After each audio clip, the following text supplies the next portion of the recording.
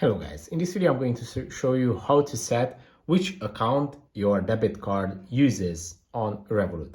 So what do I mean by that? It's pretty easy. Just open up your Revolut account and then you can basically set which currency account to be used when you pay with your Revolut card. So how to change that? You go to the home page on Revolut and go to the top right corner where you can see this card icon. So these are all your Revolut cards. Select the one where you would like to change this setting. Let's say my virtual card, and go to the settings menu, which is right here. When you open up your settings menu, you can select the first option, which is spend from. Choose the balance you want to spend from.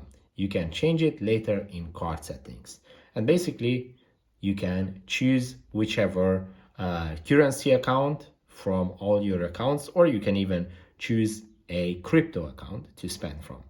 If this video was helpful for you, please consider sending a super thanks donation. Bye bye.